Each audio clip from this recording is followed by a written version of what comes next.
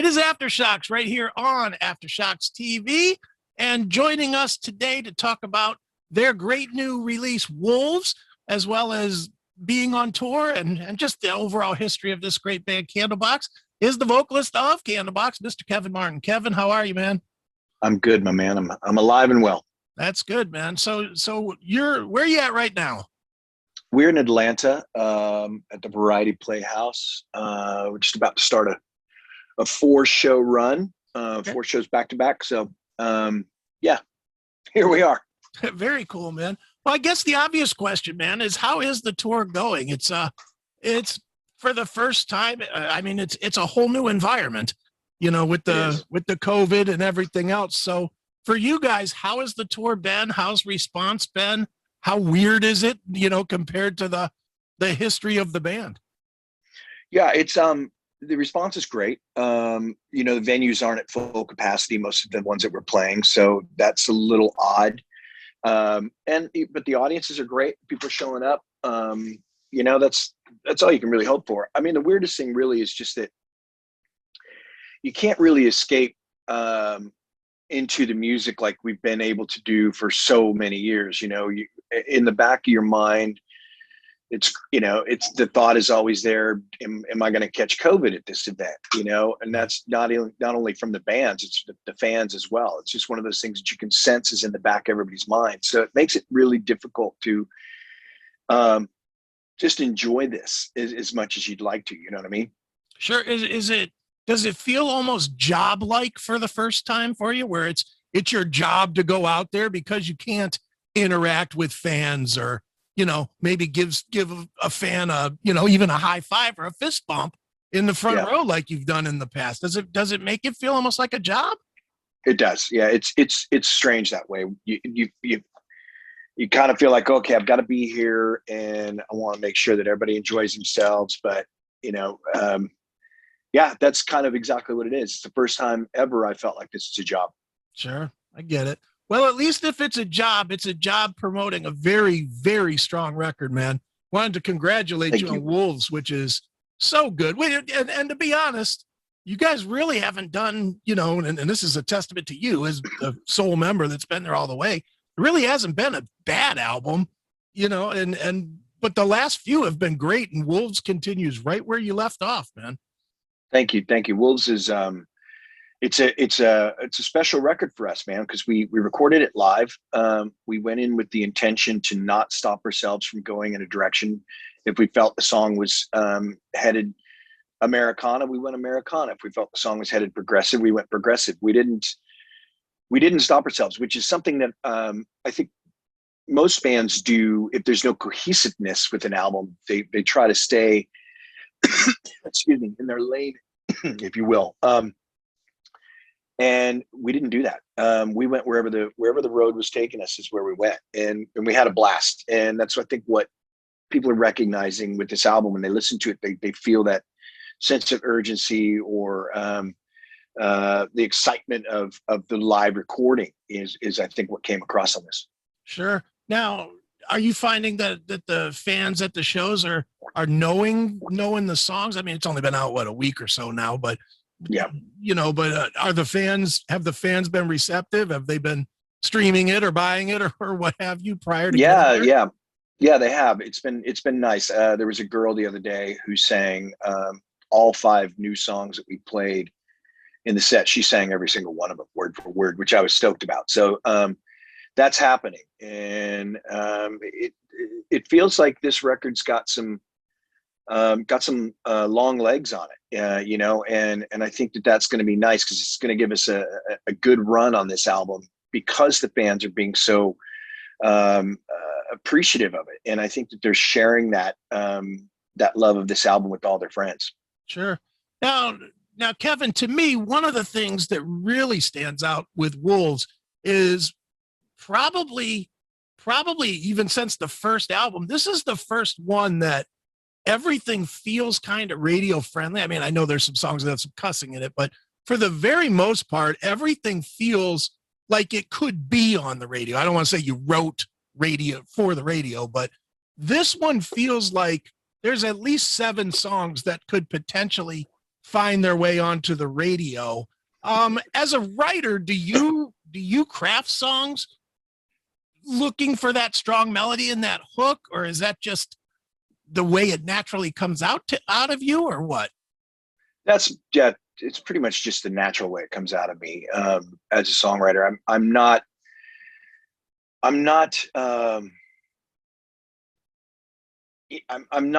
an artist in the sense of I can craft a song to be exactly how I want it. I've never been that kind of musician.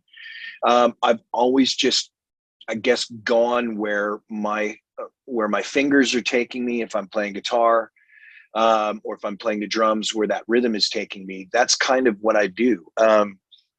I have a keen sense of melody, so maybe that's kind of why the songs that I've written in my entire career feel radio friendly. Is I just have a keen sense of melody, I guess. I don't know. I can't read music. I can't chart music. So it's just really kind of where my head and my heart go, you know. I don't write lyrics. I don't carry lyric books around. I don't, I've never been that type of person. I just kind of let the song dictate to me what it wants me to say. And that's what I do. Sure. Do you purposely try to avoid things that you've done in the past? And again, I don't only mean the hits things, but I mean, that's the obvious, you know, you sell 3 million records or whatever it was with the first record. It would make sense if you were all trying to write another You or trying to write another, you know, another one of the hits, but you don't seem to do that. It always seems like you purposely, outside looking in, it feels like you purposely try to explore new ground continually. And it seems like you have throughout your whole career. There's no two records that really, really sound the same. No, I've always allowed for that freedom in Candlebox, with whomever's playing with me, whether it was Pete, Marty, and Scott, and myself for the first 2 records, or the guys that are playing with me now, Brian, Island, Adam, Memphis. I just believe that that song is already there. If somebody wants to hear another Far Behind, that's kind of ridiculous. You know, if you want to hear Far Behind, it's on the first album. You can listen to it. I don't need to rewrite it. And I don't think I've ever thought to myself that it's a good idea to try and recapture that song or any of those songs from any of the records, because I've already done that. You know, I want to go further. I want to explore new music. I want to explore new ideas. I want to wear inspiration on my sleeve. I think that people see that and are inspired by that, you know, and that's what I'm inspired by. So yeah, I've never tried to rewrite a song, and I just enjoy it that way. You know, I like finding new things. Sure. Now, Kevin, the first song you guys released from Wolves was My Weakness, and it got everybody charged up. Okay, there's new Candlebox record coming out. And then it was 6 or 7 months between that and the release. So what kind of happened there that there was such a long gap between the first single and now? We were looking for distribution dates. Okay. That was the main problem. I mean, listen, you know, I have iTunes. I subscribe to iTunes, and you know, I get songs from the artists that I follow, whether it's Sam Fender or something like that. You know, I'll get one song, and then 3 months later I'll get another one, and then, you know, 3 months after that I'll get another one, or maybe the album shows up in my Apple account. So it's really just I think it's a scheduling thing with most of these distribution services, you know, whether it's Sony, Red Distribution, Navar, whatever it is. Mm-hmm. If there's no space for that record to come out, you want to give somebody something to listen to so that they know that it's coming. So you do it. The streaming platform is really just, hey, here's the song. We're hoping to get another one or the record out as soon as possible. But you know, unfortunately you're at the liberty of well, you're not the liberty of, you're in the difficult position. Yeah, right. You're in the difficult position of not being your own distributor. So you have to kind of go with what happens with who you're working with. And we happen to be with Sony Red, and their distribution chain was a little backed up. So the record took a little while to get out. Sure. Well, at least it's out now.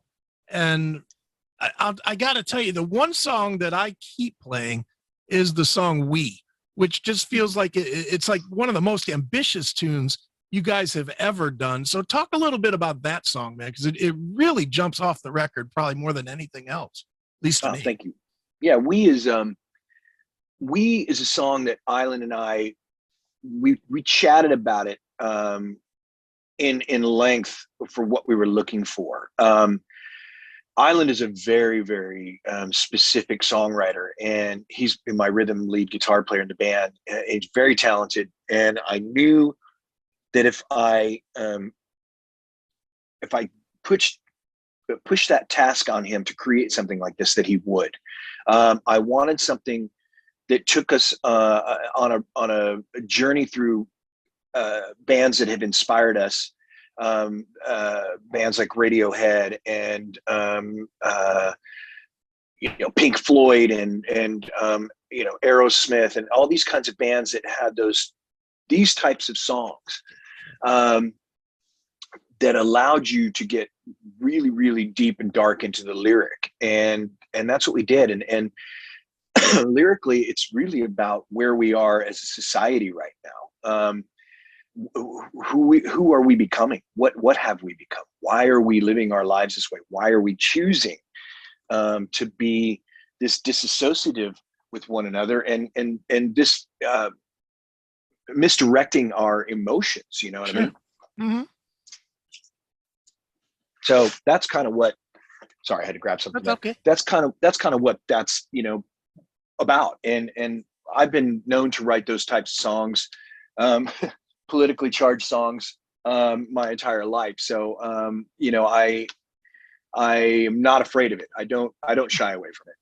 Sure. Does the I don't want to say change in lineup, because you guys have been together now 5 years, this lineup, but does having the changes in the lineup over the course of the years give you new creative energy?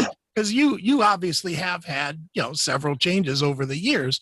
And it does seem like every time you do, you come back with a little bit of a different vibe to the music. Yeah, well, I like that. What I love about the movement of musicians and introducing new musicians into the mix is you get new music, you get different things, you get those moments that are inspiring. I can't listen. If guys want to leave the band, they leave the band. But ultimately, it's really I love the fact that new talent brings new inspiration, brings new sounds, brings new influence, and that's what I look for. I out of myself even. I like to listen to tons of different types of music to inspire myself in the writing. And I find that the musicians that I'm working with now, they're all so different from where they come from musically, that it makes the records that we produce that much more interesting. And that's, I think that's not all bands can do that. I don't think every band could. And I guess maybe I moved around so much when I was a kid. I was born in Chicago. By the time I was 9, I had lived in 7 cities. I like change, and I think that's kind of why I get into it this way, with the musicians that I play with. I need something to spark, and that's why I guess maybe I've had so many musicians in my career. And it's, and it's not that I fire guys or whatever. It's just, they say, hey, I'm going to go do something else. I'm like, that's great. Do your thing.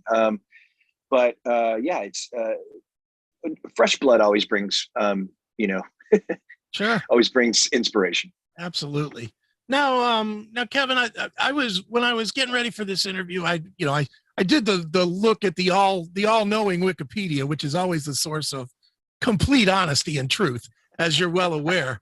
But I was surprised to see a little bit that every release that you have done as Candlebox has charted, has been on the Billboard Top 200. And it made me think, is that even important anymore to a band like yours? I mean, because obviously the difference when the first album came out, charting was, 1 million records sold in a month. Charting now is 20,000 records sold in a year. It's a totally different animal. So how important is that, other than it's kind of cool to see on Wikipedia that every record has charted? Well, I think that I didn't know that. That's pretty amazing. I don't know if it's important to the longevity of the band or to the band's, fan base or following. I mean, it's important certainly for, earnings and that sort of thing financially, but I've never,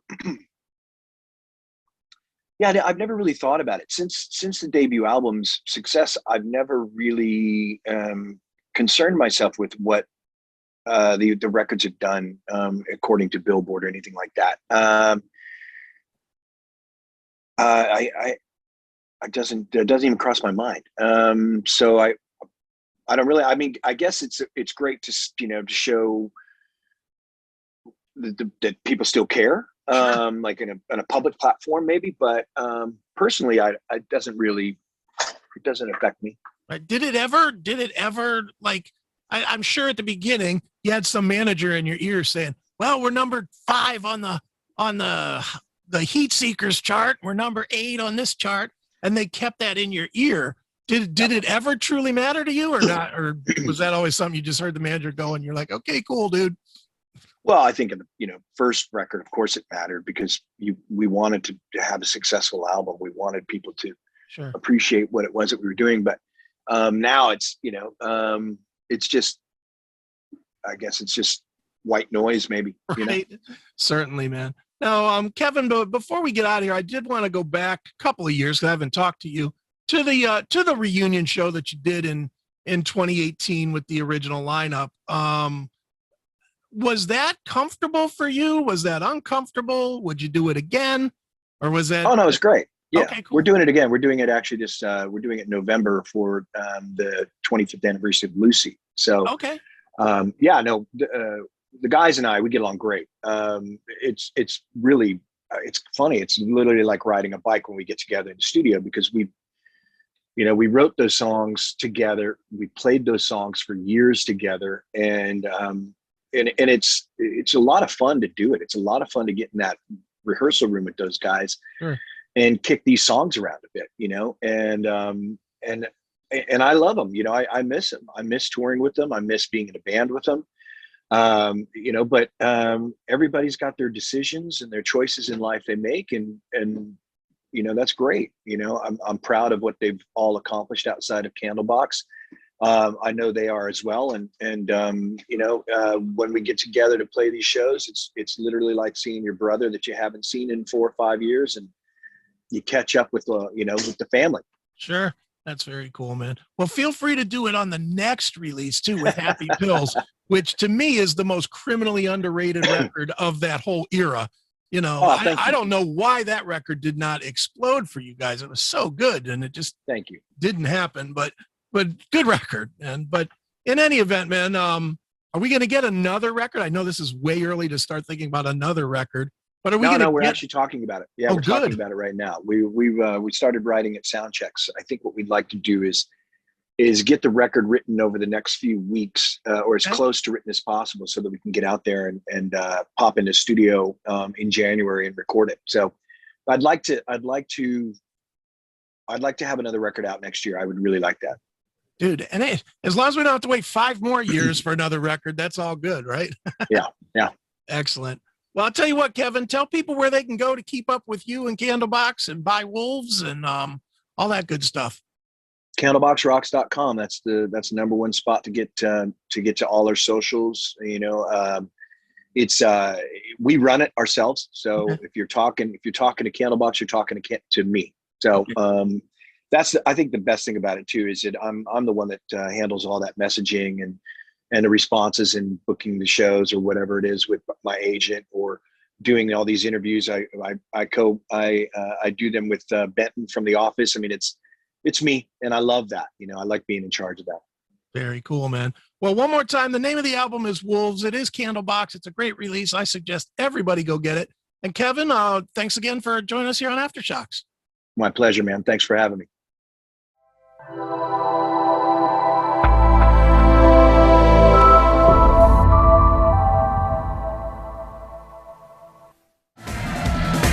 You're watching heavy metal. Heavy metal. Heavy metal. Heavy metal. Heavy metal. Heavy metal. Heavy metal television. Yeah. Don't turn it off.